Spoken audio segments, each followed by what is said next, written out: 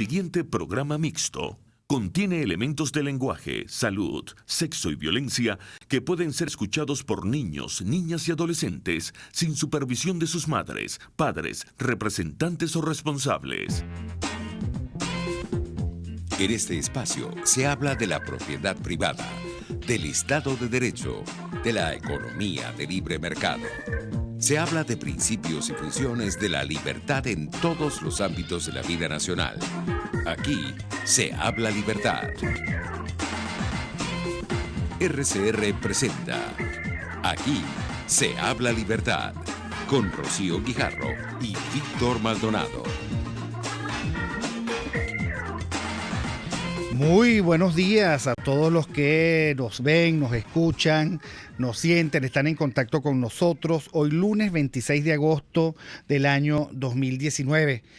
Se nos fue agosto, así como se nos fue antes julio. Entramos a septiembre, la nueva dinámica que significa preparar a nuestros muchachos para que vayan a la escuela. Hoy tenemos un programa muy variado donde lo humano y lo divino se vinculan. Tenemos ya con nosotros a Andrea Rondón, el libro de la semana. Andrea, ¿qué nos recomiendas para esta semana que ya es de fin de mes? Hola Víctor, buenos días, ¿cómo estás? Muy bien, vale. Recordando a ti, a los oyentes, que el pasado 24 de agosto fue un año más del nacimiento de Jorge Luis Borges. Entonces, quería recordar uno de sus libros más emblemáticos en cuanto a que representa su idea política como anarquista que era. Es El libro de arena, que es un compendio de muchos cuentos de él. Sabemos que él es un autor de corto aliento. Él es principalmente de cuentos y de poemas. Y en muchos de esos cuentos vemos reflejada su posición de descreimiento del Estado y mucho de su posición de a favor del ciudadano. Él, por ejemplo, tiene uno de los cuentos que se llama El Otro, en este libro de arena, que una de sus frases, una de sus reflexiones es así: tú, masa de oprimidos y de parias, le contesté, no es más que una abstracción, solo los individuos existen. Allí hay una posición muy clara de lo que él piensa. Primero y antes que nada es el individuo, todo lo demás son abstracciones, todo lo demás es un conjunto de individuos más bien actuando en favor de sus derechos y libertades más que todo. Hay otros cuentos que también reflejan esta posición política, filosófica del autor, que no lo muestra tan directo. Es algo, tienes que conocer un poco más al autor para verlo, ¿no? Tiene otros cuentos como Utopía de un hombre que está cansado y habla como poco a poco, en mucha ficción obviamente, ese es Borges, como poco los gobiernos van desapareciendo porque entran en desuso y quienes actúan realmente y cada actividad, cada necesidad es hecha por el hombre, por el individuo. Nuevamente se ve esa posición anarquista de Borges en ese sentido. Hay muchos otros cuentos dentro del libro de arena en donde se ve esta posición del autor y quería recordarlo justamente en otro año más de su natalicio. Oye, qué maravilloso, Andrea, porque de verdad él me parece un autor imprescindible. Yo por siglos, por años, cargué encima las obras completas de Borges y te cuento que ese es uno de los dos libros que yo tengo por robados, pues me lo robaron y la verdad es que después nunca más pude comprar esas obras completas, a ver si me lo propongo. Pero es uno de mis autores más admirados. ¿Cuál es la obra preferida por ti de su extensa repertorio de cuentos y poemas? Casualmente es este lo he leído muchas y muchas veces, el Aleph también, y refleja mucho de lo que es Borges, ¿no? Un autor que juega mucho con los tiempos, juega mucho con las dimensiones del universo. Él tiene todo, hay una simbología que tú atas al autor, pero este es uno de los que más me gusta. Obviamente me declaro liberal y lo sabemos, es donde yo más lo veo, porque él en entrevistas él juega mucho y él juega también con el entrevistador, etcétera, etcétera. Creo que lo hemos comentado en otras oportunidades. Y no se dice tan abiertamente liberal, se dice anarquista en el sentido spenceriano. Y en esta obra tú lo ves. Y claro, lo que te digo, tienes que rastrear, o a ti no, sino a la audiencia, si les interesa, que se los recomiendo enormemente. Así es. Tienes que rastrearlo con otras entrevistas para ver esa posición política, pero la ves definitivamente. Creo que hay en uno de los libros de Enrique Krause una entrevista maravillosa que le hace a un Borges desde la admiración más sublime por su obra. Es una de las cosas que podríamos recomendar. No tengo en este momento en la cabeza el nombre del libro, pero es el libro de entrevistas a personajes célebres de Enrique Krause. Que por cierto, a Borges, por esa razón, por su forma de ver al individuo del Estado, nunca pudo tener nunca se le vio con mérito suficiente como para que pudiese tener el Nobel, ¿no? No, definitivamente, eso es un pase de factura de la Academia Sueca, de eso no hay duda de ello. También uno tiene que reconocer que él en términos políticos, y él lo admitió también, él cometía errores, obviamente ese coqueteo a veces con las dictaduras militares, obviamente él no se adhería a ellas, pero evidentemente como hombre tenía sus debilidades, él siempre confesó su admiración por los héroes militares, y lamentablemente esto lo llevó a generar esa falsa idea de que se adhería o que aplaudía o que apoyaba dictaduras militares de derecha o como llaman, lo cual era falso, por cierto. Pero lamentablemente eso incidió en su reconocimiento para el Nobel de Literatura, y digamos, lectores como nosotros definitivamente extrañamos y siempre lo vamos a ver como el pase de factura de la Academia del premio de la Academia Sueca, porque a otros los han, también por sus posiciones políticas, pero del otro lado los han premiado, y bueno, lamentablemente sabemos cuál es el sesgo que existe hacia la defensa del liberalismo, ¿no? Sí, ya el sesgo es público y notorio. Bueno, ¿puedes volver a repetir el nombre del libro? Libro de Arena, de Jorge Luis Borges. Bueno, muchísimas gracias, Andrea Rondón. Nos vemos el próximo lunes. Gracias por tu recomendación del libro de la semana, El Libro de Arena, de Jorge Luis Borges. Gracias, Víctor. Ideas para alcanzar un país con libertad económica, democracia política y seguridad jurídica. Aquí se habla libertad. Con Rocío Guijarro y Víctor Maldonado. Solo por rcr.tv, la radio que se ve. Puedes seguirnos en nuestras redes sociales. En Twitter, @RCR750, la radio que se ve. A mitad de tarde, disfrute de una amena tertulia, acompañada del análisis preciso del acontecer nacional e internacional. La Linterna, con Diego Bautista Urbaneja. Relájese al son de buena música, participe y forme parte de este espacio. La Linterna, de lunes a viernes, a partir de las 2 de la tarde, por RCR 750 AM. Moisés Naim en Efecto Naim. Hola, soy Moisés Naim desde Washington. Conéctese a rcr.tv. También nos puede seguir por @Efecto Naim en Twitter. Y estamos en Facebook y en Instagram. Y no olvide que puede disfrutar todos los contenidos del programa cuando usted quiera, suscribiéndose a nuestro canal de YouTube. Nos vemos en la radio. Los miércoles y viernes a las 7 de la noche. Solo por RCR 750 AM. RCR 750 AM. Porque lo bueno une. Aquí se debaten temas de interés nacional e internacional. Aquí se habla libertad. Con Rocío Guijarro y Víctor Maldonado. Solo por rcr.tv, la radio que se ve. Bueno, y continuamos nosotros nuestro programa de hoy, lunes 26 de agosto, con Iván Méndez. Iván por Caracas. Bienvenido, Iván. ¿Cómo estás? Bienvenido. ¿Cómo estás, Víctor? Saludos. Cuéntanos qué tenemos entre manos en términos de telecomunicaciones y buen cine. Ok, bueno, en telecomunicaciones, Víctor, como lo estamos viviendo todos, seguimos en picada. O sea, las empresas, tanto las operadoras como la oficial estatal, el servicio cada día es peor. En el interior ya prácticamente hay ciudades que se desconectan completas por franjas horarias que superan las 6 horas, como pasó hace un par de días en Mérida, donde todas las operadoras estaban prácticamente sin servicio. en parte por robo de equipos y en parte por el deterioro que está sufriendo toda la infraestructura. Y creo importante comentarlo, Víctor, porque es que ya es masivo, es a nivel nacional y es telecomunicaciones en todos los sentidos, es internet. Por ejemplo, ya los operadores privados que pueden ofrecer servicios digamos, de 10 megas o más o mayores en cuanto a velocidad, pues el servicio es errático. Yo por lo menos este mes, el operador que me da servicio, yo la mitad del mes prácticamente no tuve servicio, a pesar que estoy pagando o sea, 300, 400% más de lo que pagaba el mes anterior, que ellos lo requieren, ¿no? Para mantener la infraestructura y todo lo demás. Sí, lo malo es que ofrezcan algo que no cumplen, ¿no? A mí me pasa igual, yo tengo un servicio de esos y la verdad es que a veces no hay suficiente megas como para bajar una foto, o sea, o para mandar un correo electrónico.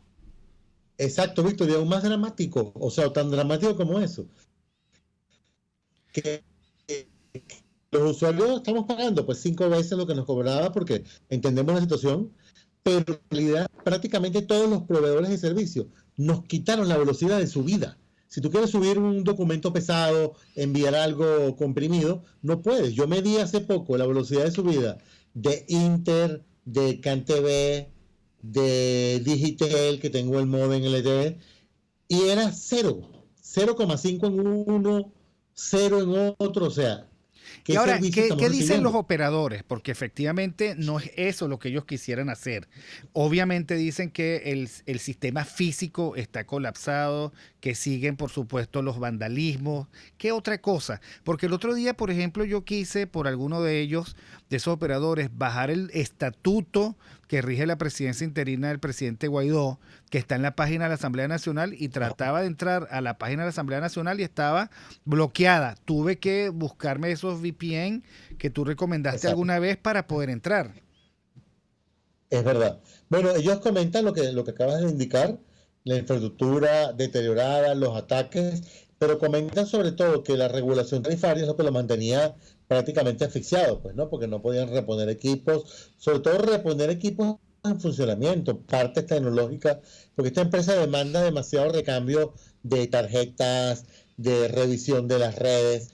Entonces, por ejemplo, se acordó un aumento tarifario, creo que lo comentamos aquí hace un par de programas, ¿te acuerdas? Que ronda el dólar por giga, por lo menos en telefonía móvil, ¿no? Eso es lo que estamos pagando los usuarios desde agosto, donde ya no hay paquetes o sea, no hay planes, sino que tú pagas por consumo y al promedio de $1 por giga, pero habrá que esperar, no sé, un mes más o algo así, a ver si sentimos las mejoras. Ellos dicen que si les permiten seguir cobrando así e incluso seguir subiendo, ellos garantizan que a la vuelta de un trimestre ya puedes tener un servicio más estable a nivel de 4G, que es lo que están buscando expandir, porque esa red permite mayor velocidad, mayores conexiones, ¿no? Entonces, sería esperar, pero de verdad que en este momento estamos, creo que en uno de los puntos más críticos en el país. Y en el interior, como te digo, es nefasto. Una amiga periodista me comentaba desde Mérida que no tenía comunicación en ninguna operadora, que no tenía acceso a cable, a nada. Y estuve una semana allí. A Senela Montes que ayer comentaba en Twitter, tenía 2 semanas en Maracaibo a un promedio de 10 horas diarias sin luz. Sí, porque en el fondo, digamos, estamos hablando de Internet, pero la verdad es que la verdadera tragedia es que no hay nada de modernidad si no hay servicio eléctrico. Y eso lo tenemos absolutamente claro. Hay regiones del país en donde el servicio eléctrico no existe. Y incluso en Caracas, bueno, el nivel de deterioro del suministro eléctrico es público y notorio. O sea, no hay nada que decir al respecto. Exacto. Entonces, súmale a eso que el servicio eléctrico inestable, con picos, va quemando equipos no solo de las operadoras, sino de las personas. Yo estuve este fin de semana en Tacarigua, La Laguna, en Miranda, y los amigos con los cuales estaba, se les ha quemado la mitad de los equipos, microondas, la nevera dañada, no podíamos cargar ni los teléfonos móviles, igual no había señal de ningún operador, pero no podías cargarlos por las subidas y bajadas de tensión eléctrica. Entonces, como tú bien indicas, ya con el deterioro de la energía eléctrica a ese nivel, lo demás en picada, pues, ¿no? Siguiéndolo. Entonces, estamos en un momento sumamente preocupante, Víctor, porque no se vislumbra un cambio, no estamos hablando solo de política, sino a nivel tecnológico, ¿no? Todo sigue en picada. Los proveedores no pueden hacer mucho más de lo que te están dando. El gobierno prácticamente desconoce la problemática. Conatel está preocupada por censurar y bloquear no solamente emisoras de radio y de televisión, sino programas específicos o sitios web. Entonces, ese es el punto donde estamos parados en este momento. Sí, la normalización de la censura, la normalización del colapso, la normalización de la caída de los servicios, la normalización de las excusas. Ahora, hablemos de otra cosa. Cuéntame qué tenemos de cine. Bueno, en cine se estrenó la semana pasada una película que hay que ver, que es Érase una vez en Hollywood, la última de Quentin Tarantino. Es una película ambientada a finales de los 60, con 2 actuaciones espectaculares de Leonardo DiCaprio y Brad Pitt, como un actor que viene ya en picada, un actor de los 50, y su asistente, su doble, que es Brad Pitt, y va retratando cómo es ese mundo de Hollywood, cómo es ese mundo tan complicado de egos que están todo el tiempo probándose, pero en paralelo él va reconstruyendo una historia, que es la famosa historia de Sharon Tate, ¿te acuerdas? La novia de Polanski, el director, que fue asesinada por la secta de Charles Manson, y él reconstruye esa historia, le da un giro, no voy a contar más porque no vamos a hacer spoiler, pero la película, el último acto va sobre eso y es fabuloso lo que él hace. Ya él lo había hecho en Inglourious Basterds, ¿no? Con el asesinato con la historia de Hitler y de Goebbels, en donde en esa película ellos mueren en un atentado en cine. Bueno, en esta no voy a contar mucho, pero él reconstruye la historia y las actuaciones de Brad Pitt y Leonardo DiCaprio son de Oscar. La producción es fabulosa, la película se hace larga a ratos, porque sabes que él es como fanático de los largos diálogos y a veces no es muy eficiente, pero es una película que hay que ver y que es un privilegio que tengamos en los cines del país para como estamos, ¿no? Así es. Entonces, así esa es la película que quería comentar y quería comentar si hay tiempo un par de series de Netflix, pero no sé si hay tiempo. Dale, sí, tenemos un tiempito. ¿Sí? Mientras estamos llamando al próximo invitado, que es Orlando Avendaño, me avisan cuando esté Orlando Avendaño en Onda, seguimos hablando con Iván Méndez. Ok, interesante lo de Avendaño. Hay que seguir esa diatriba. Ajá. Bueno, se estrenó la segunda temporada de Mindhunter, que es una película creada y dirigida por David Fincher, con la australiana Anna Torv. Son 9 capítulos analizando la mente de asesinos en serie, y en este también abordan el caso de Charles Manson, ¿no? Que evidentemente es un ícono de la cultura pop gringa, porque lo tenemos en la película de Tarantino, lo tenemos aquí, pero en la serie de Fincher es fabuloso cómo se trabaja ese caso. El actor Jonathan Groff hace un papelazo como Holden Ford, el detective. Recomiendo esa serie, la temporada anterior y esta, no hay pérdida. Y cierro recomendando algo que me acuerdo de ti, que tú siempre dices que hay que andar con cautela cuando hablamos de Obama, ¿no? Pero no sé si sabes lo que están haciendo los esposos de Obama. Crearon una productora de cine, ¿no? Y están produciendo documentales, supuestamente sobre casos que violen derechos humanos, para exponerlos, ¿no? Y debutan en Netflix con una serie llamada American Factory, que retrata la llegada de una compañía china productora de vidrios, de parabrisas para autos, a Ohio. Se instala en una planta abandonada de General Motors, generan 3.000 empleos y luego toda la debacle que empezó porque los tipos no respetaban jornadas horarias, violaban derechos humanos, la gente nada más tenía 2 días de descanso. El documental está interesante, pero como te digo, yo soy muy cauto con todo lo que venga del clan Obama, ¿no? Bueno, lo que pude ver el fin de semana es que se acaban de comprar una casa de 6, 7, 8 millones de dólares. Me imagino que están buscando cómo pagarla. Tienen que trabajar, tienen que ver qué hacen, pues, ¿no? Tienen que no solo cómo pagar la casa, sino después cómo pagar todo lo demás, ¿no? Todo lo que está asociado al mantenimiento de esa mansión. Documental si tienes estómago y luego lo comentamos. No, sí, claro, con gusto. Aunque yo sí te digo, yo tengo, digamos, como límite, no veo cosas del Che, no veo cosas de Cuba, no veo cosas de Obama, etcétera, porque es como mi forma de pasarle factura por todo el daño que le han hecho a Venezuela. Pero eso tú ya lo sabías, pero sin embargo creo que vale la pena asomarnos por allí a ver qué cosa. Exacto, por eso lo comenté. Así es. Gracias, Iván Méndez, @Iván por Caracas. Creo que ibas a rifar algunas entradas. Será por tu cuenta de Twitter, @Iván por Caracas. Él dirá cuáles son las normas. Dale. Ahora lo hacemos, ¿ok? Gracias, un abrazo, Iván. Y ahora nosotros con Orlando Avendaño. Orlando, ¿cómo estás? Bueno, estamos llegando a hablar con Orlando Avendaño. Les recuerdo que Iván Méndez, @Iván por Caracas por Twitter, va a estar rifando algunas entradas, me imagino que para la película de Tarantino. Efectivamente, como dicen algunos de nuestros participantes del chat, ya lo dijo Iván Méndez, algunas muy buenas críticas con algunos flancos débiles a lo largo de la película. Pero obviamente es uno de los íconos de la cinematografía. Orlando, ¿cómo estás? Bienvenido. Un gusto saludarte nuevamente. ¿Cómo estás?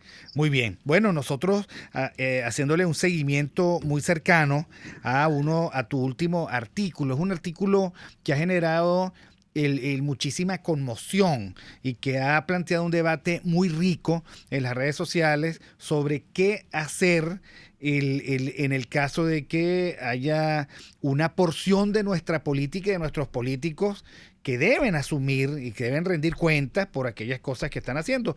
En este caso, una denuncia muy clara, muy precisa, el que involucra a Henry Ramos Alup y a sus hijos. Sí. Bueno, el artículo ha trascendido, ha sobrepasado obviamente las expectativas de las consecuencias. Tampoco las subestimé, pero bueno, ahí está. Yo creo que las reacciones han sido en general favorables y han demostrado también dónde está cada quien, ¿no? Han dejado muy claro quién es cada quien durante todo este proceso. Eso, por un lado, es bastante favorable.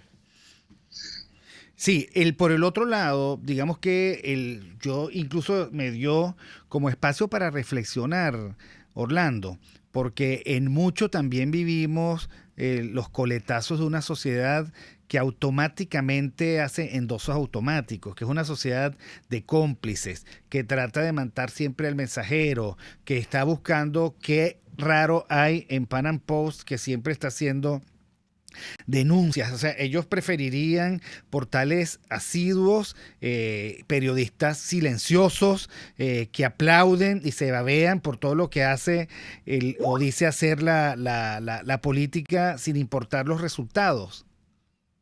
Sí, hay muchos que han insistido en lo extraño que es que un medio se haya dedicado los últimos meses a exponer ciertas realidades, ¿no? Que son inaceptables y que bueno, demuestran cuán compleja es nuestra situación de cara a lo que está ocurriendo de este lado de la acera. Para mucha gente eso ha sido inaceptable, eso ha generado sospechas. Han invertido sus esfuerzos en decir que quienes deben ser investigados somos nosotros y no el político señalado. Ellos, bueno, tú lo has dicho, son solidaridades automáticas con una dirigencia política en la que yo creo que la mayor parte de la ciudadanía no confía. Creo que hay muchas reservas frente al papel que vienen cumpliendo estos dirigentes. Y eso, mucha gente se ha enfilado en contra de nosotros y no en contra de los que aparecen en medio de un escándalo terrible de corrupción. Eso, Víctor, yo quiero insistir, dice muchísimo.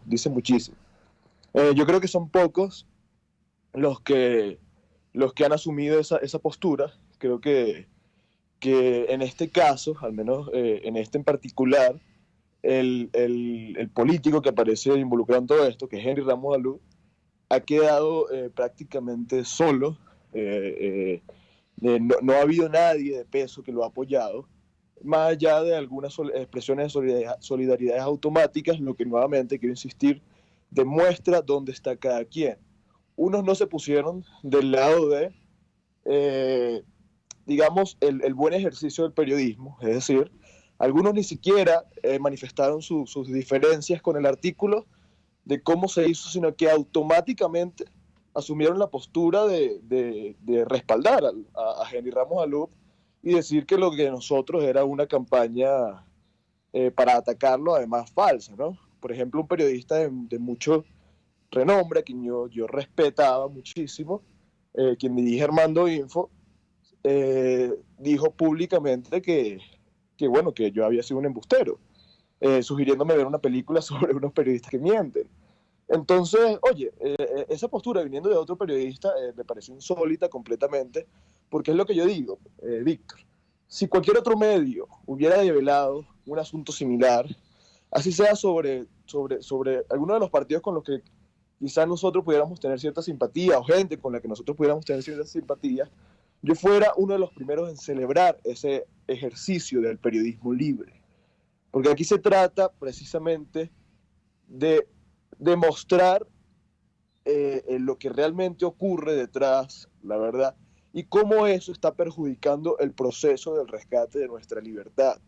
Porque la verdad, aquí muchos han dicho, bueno, que ustedes se han enfilado contra los de este lado, y bueno, quizás sí son unos corruptos, quizás sí son unos delincuentes, pero oye, no es el momento. Este es el momento de apuntar contra los enemigos, contra el régimen, y la verdad es que, al menos este artículo deja claro que nosotros no hemos enfilado o apuntado nuestras bayonetas contra gente de este lado. Nosotros hemos apuntado las bayonetas contra el régimen. Solo que hay una parte del régimen que no parece ser del régimen, pero no deja de serlo. Lo es porque de hecho comparte mañas y relaciones que automáticamente lo hacen convertirse en parte del sistema, y contra ellos es que también hay que apuntar. Te voy a pedir, Orlando Avendaño, periodista, editor en jefe de Pan Am Post, columnista, que nos esperes un momento. Nosotros vamos al corte de esta hora y ya regresamos. Usted está escuchando Aquí se habla libertad, con Rocío Guijarro y Víctor Maldonado. Síganos en Twitter y Periscope, @RCR750, la radio que se ve.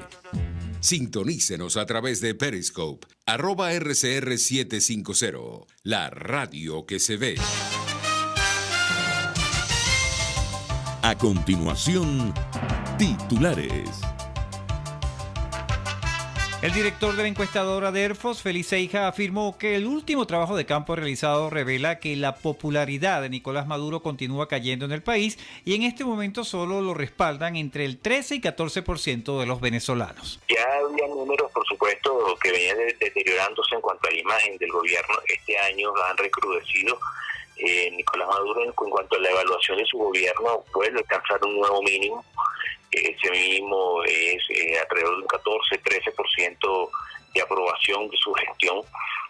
Las personas que desean un cambio urgente, están también más o menos por ese número. Ya le va quedando solamente la base, es una base de apoyo duro que difícilmente va a seguir bajando a un ritmo importante, ¿no? Ya se establecerá más o menos por allí, bajará quizás otro poco, pero ya estamos hablando de personas que consideran que la presencia del régimen es necesaria a pesar de Nicolás Maduro, porque consideran que solamente con el régimen pues podrán lograr las cosas que ofreció Hugo Chávez.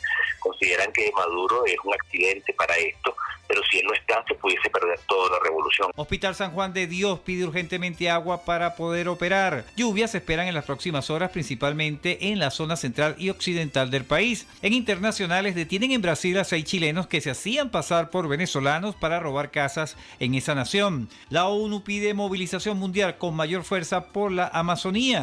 Y en los deportes, en el fútbol francés, Edison Cavani y Kylian Mbappé se retiraron lesionados del Parque de los Príncipes durante el partido del PSG ante el Toulouse. Amigos, a esta hora les narró Jackson Vargas. Les invitamos a que continúen escuchando Aquí se habla libertad.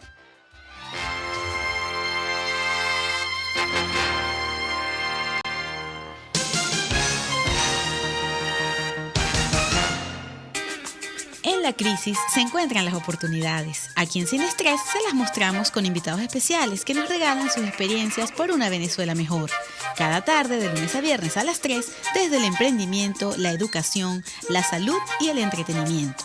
Por nuestra calidad de vida se nos hace necesario tomar un respiro del agobio diario, dedicar unos minutos a la salud mental y emocional para vivir sin estrés. Sin Estrés, de lunes a viernes a las 3 de la tarde por RCR 750 AM y RCR.tv, la radio que se ve. RCR 750 AM, porque lo bueno une. Ideas para alcanzar un país con libertad económica, democracia política y seguridad jurídica. Aquí se habla libertad, con Rocío Guijarro y Víctor Maldonado. Solo por rcr.tv, la radio que se ve. Continuamos aquí con Aquí se habla libertad, conversando unos minutos más con Orlando Avendaño, periodista, editor en jefe de Panam Post, columnista, además un hombre muy valiente, escritor. Ahora, Orlando, me extrañaron dos posiciones que son públicas y por lo tanto voy a comentar. Una ya tú la planteaste, la del editor de Armando Info, un portal cuyo objetivo es precisamente hacer denuncias de corrupción. Y el otro que me extrañó mucho es el del doctor Ramón Guillermo Aveledo, que dijo esta mañana, muy temprano, a las 6:15 de la mañana. ¿Qué puedo decir? A Henry Ramos Alub lo conozco. Aprendimos a apreciarnos y respetarnos a la diferencia del debate político. Sé de su valor. Somos amigos y punto. Ahora, yo le respondía al doctor Aveledo, que entiendo que la amistad es un valor muy importante en Venezuela, pero la responsabilidad política debería alejar a los dirigentes de la tentación de la solidaridad automática y el endoso amoral. Así no se construyen repúblicas, sino sociedades de cómplices. Saludos. Y lo planteaba, digamos, con muchísimo respeto. Le tengo, digamos, cariño al doctor Ramón Guillermo Aveledo, pero a mí me sorprende que esa sea la reacción de dirigentes políticos, de periodistas, la descalificación del mensaje y no la exigencia de que presente explicaciones y diga cuán cierto o cuán falso o qué justificación tiene para lo que se pone como una denuncia, además con comprobación. Sí, bueno, yo creo que tus palabras son irrebatibles, no le quitaría una coma y es eso. Aquí lamentablemente hemos dejado a un lado, no sé, el ejercicio noble de la política para crear una sociedad de amigotes, ¿no? Donde nosotros simplemente estamos al lado de nuestros amigos, independientemente de cuál es la realidad, de qué es lo que está ocurriendo. Es triste, porque uno ve gente que nuevamente, es cierto, yo estimaba, estimo mucho y yo lo recalco cada vez que puedo el trabajo de Armando Info, porque creo que el periodismo de investigación se ha completamente, lo hemos perdido en el país y ellos han sido unos adalides en rescatar ese formato. Pero bueno, yo lamento algunas expresiones que más allá de afectarme, lo que me demuestran es lo que hemos, o sea, qué fue lo que al final afectamos a publicar esto, ¿no? ¿Cuáles fueron las relaciones que quizá hemos dañado, hemos perjudicado sin saberlo al publicar esto? Sí, yo lo que creo es que tú lo que planteas con este tipo de periodismo de investigación es que, y yo, digamos, lo tocaba en algún artículo que pronto va a salir, y es que eso que llamamos el régimen es el socialismo del siglo XXI extendido en sus fronteras hacia el colaboracionismo y el dinero sucio. Y hay una franja difusa que no sabemos si está de aquí, de este lado o de aquel lado, pero sí sabemos de que nosotros los ciudadanos sufrimos una agenda engatillada. Vamos por allí como con el freno de mano.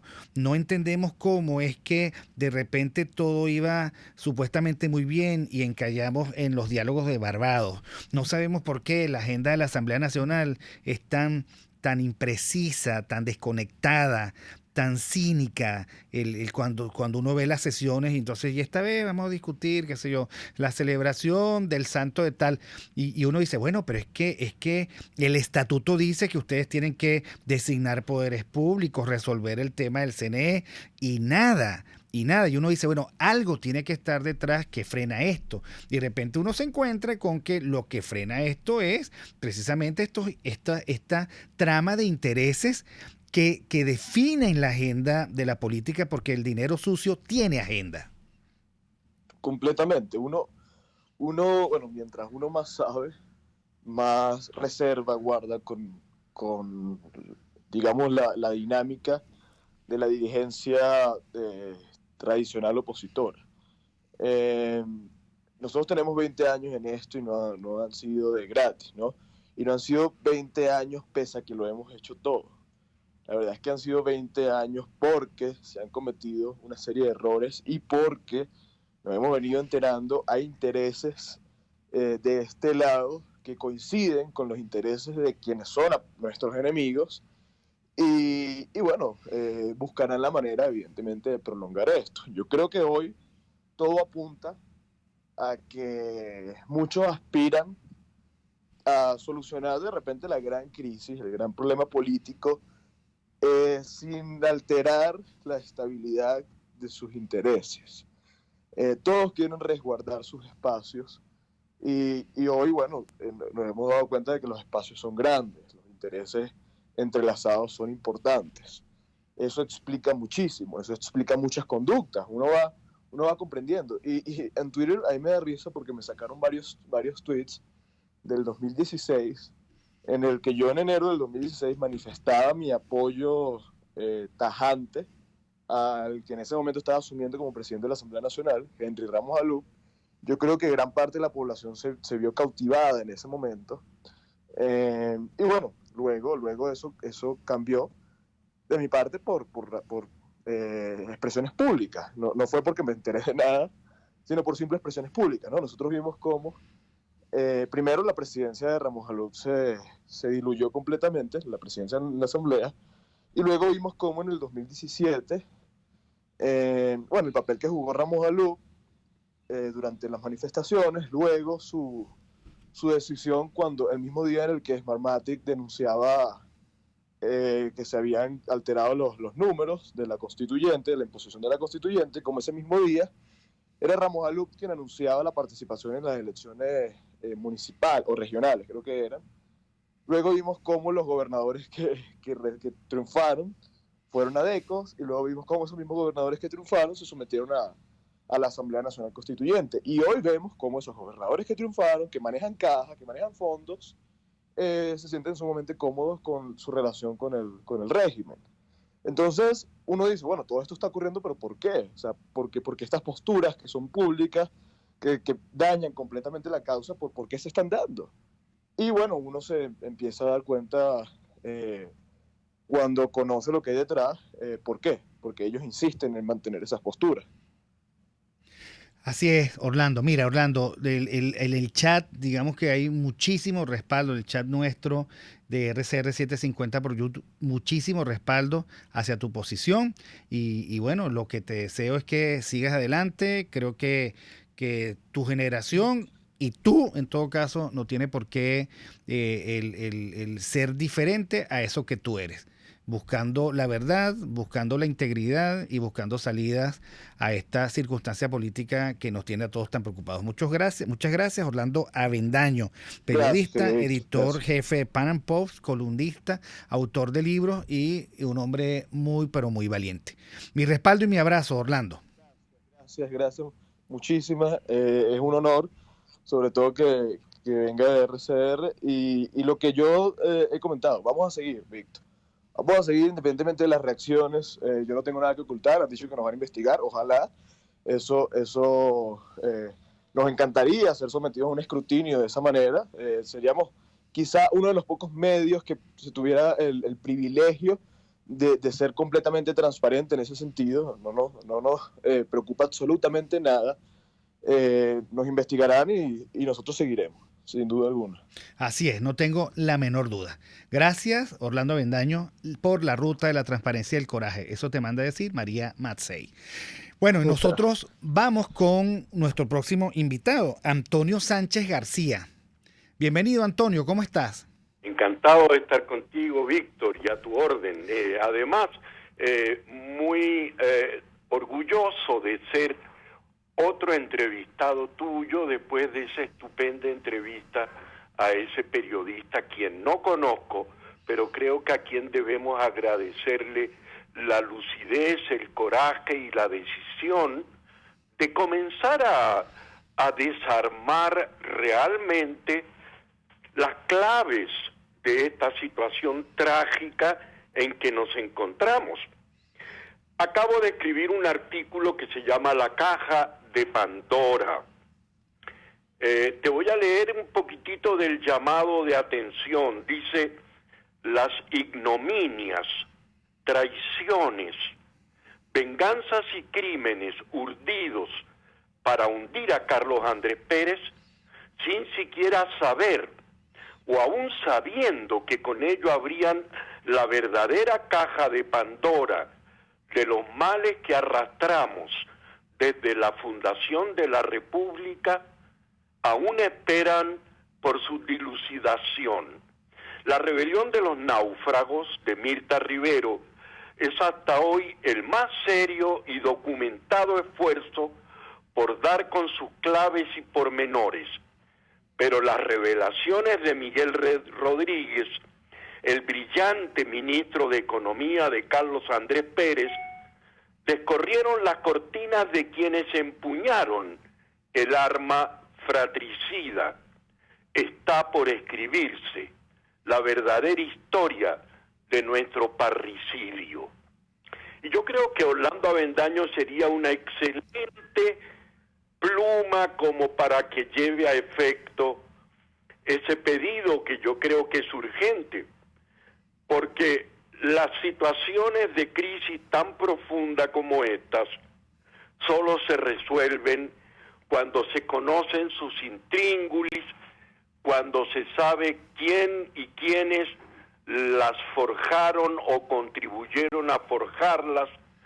Y en ese sentido su artículo no tiene que ver directamente con las personalidades afectadas, sino con la voluntad de esclarecer por qué el país más rico de América Latina, que estuvo a un tris de convertirse en la primera potencia de la región, con políticas liberales, correctas, adecuadas, fue simplemente traicionado y traído a esta trágica crisis en que nos encontramos.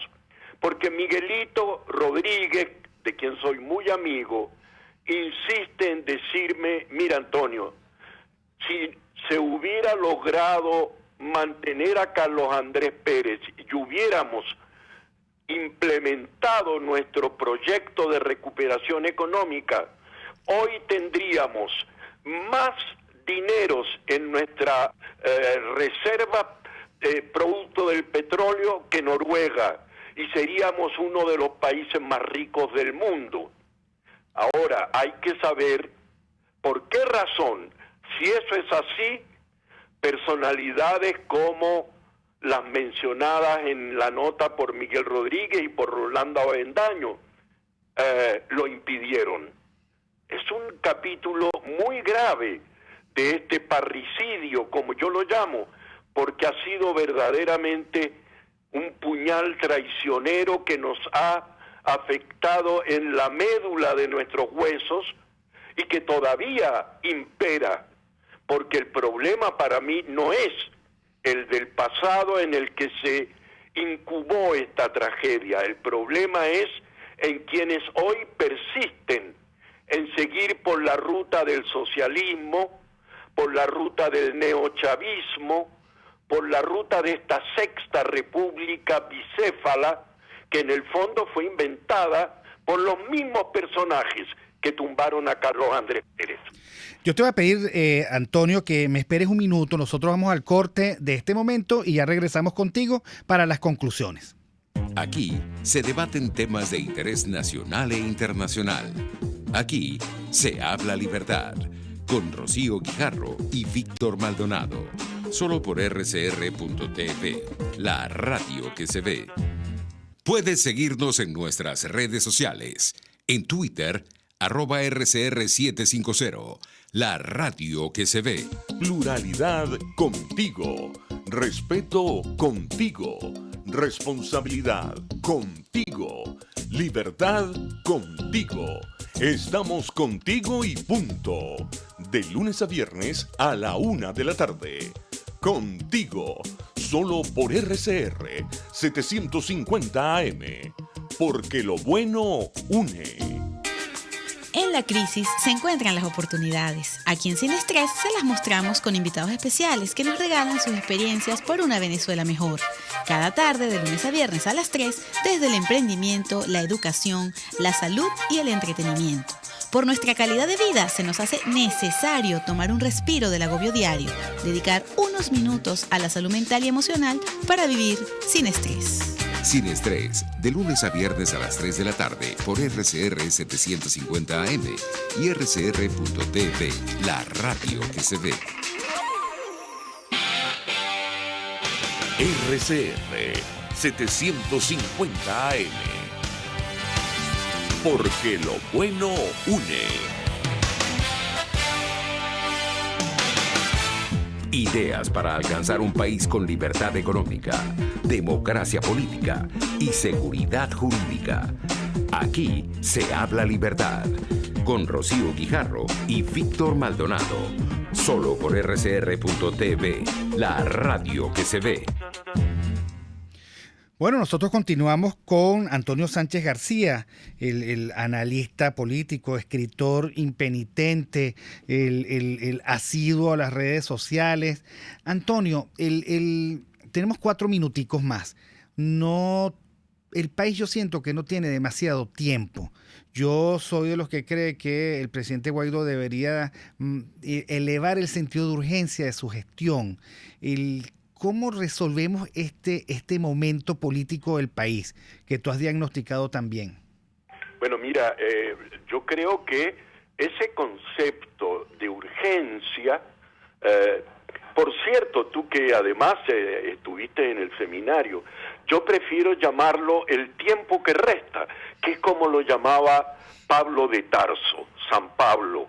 Pablo de Tarso decía que había que encontrar el reino de Dios, que era el reino de la libertad, en el tiempo que resta. ¿Y cuál es el tiempo que resta? Este es el tiempo que resta. Ahora mismo, la urgencia no es dejar para 6 meses, 9 meses o 30 años la resolución de nuestros conflictos. La urgencia es ahora, es el tiempo que resta. Y entonces a mí me preocupa mucho porque la gestión de Guaidó desde su comienzo ha intentado lograr lo que en el fondo ha sido la política sistemática de la MUD, la política sistemática de los señores Ramos Alú, Julio Borges, etcétera. Desde luego también Leopoldo López, lo que a mí me afecta personalmente. ¿Y en qué consiste esa esencia, esa clave? En darle tiempo al régimen para encontrar una salida que no sea la única posible, es decir, la refundación de Venezuela, porque no queremos seguir en esta sexta república. Yo te digo una cosa, querido Víctor, es el único caso histórico que yo conozco de una dictadura que convive con una democracia, entre comillas. Hay 2 presidentes y a ninguno de los 2 le incomoda. Es como imaginarse realmente, no sé, a Salvador Allende y Augusto Pinochet en un mismo lapso de tiempo, ambos como presidentes. Es imposible. Ya la mera convivencia de esas 2 figuras demuestra que nos están atenazando el uno y el otro, que somos víctimas en el fondo de 2 formas inéditas de dictadura y hay que alzarse contra ello. Por eso es muy importante desvelar los orígenes de esta siniestra crisis, saber a quién tenemos que responsabilizar por ello y sobre todo respaldar a quienes pretenden no seguir dándole aire a una dictadura inmunda, sino abrirle los portones de Venezuela a la Venezuela que queremos, libre, liberal, democrática, trabajadora, capaz de crear su propia riqueza con sus manos y no depender ni del petróleo, ni del oro, ni de nada, como han hecho los japoneses toda su vida, que sin tener una gota de petróleo, medio kilo de carbón o cualquier otra riqueza de la que nosotros abundamos, se han constituido en una de las primeras potencias mundiales, con su población disciplinada, decente, honrada, trabajadora. Juan Guaidó no representa esos intereses. Yo lo siento en el alma porque lo supe desde el momento en que esgrimimos el 233. No hay nadie en esa Asamblea Nacional que represente verdaderamente el espíritu del pueblo venezolano hoy. Son todos representantes del espíritu venezolano del 2015, cuando se efectuaron esas elecciones. Entonces, tenemos un problema muy grave, porque estamos bajo un monstruo de dos cabezas, y ninguna de las dos hacen una sola. Ese es el problema. Y yo creo que aclarar nuestro pasado, aclarar el presente y sobre todo abrir los ojos a aquellos liderazgos auténticos, aquellos liderazgos que ponen el corazón, la sangre y sus venas en la lucha por la Venezuela democrática y liberal que todos anhelamos. Bueno, muchísimas gracias, Antonio Sánchez García. Se nos acabó el tiempo. La próxima semana probablemente te llame para hacer un programa sobre San Pablo y la política que me gustaría hacer, y la libertad. Pero bueno, te llamaré la próxima semana. A tu orden para ese momento. Estaremos pendientes. Esto se acabó. Aquí se habla libertad de hoy, lunes 26 de agosto del 2019. Hoy rompimos audiencia, RCR 750 por el canal de YouTube, 859 espectadores y todos los demás que se vinculan por Twitter, Periscope, rcr.tv, en fin. Gracias a Jaime Nestares en la dirección general de la estación, en la gerencia de producción a Willy Arcaya, que ha estado al frente del panel de transmisiones hoy, en la producción Catherine Manzano, en los controles el amigo César Arteaga y quien estuvo con ustedes, Víctor Maldonado. Nos vemos. RCR presentó Aquí se habla libertad, con Rocío Guijarro y Víctor Maldonado. Solo por RCR 750 AM y rcr.tv. En Twitter y Periscope, @RCR750. La radio que se ve.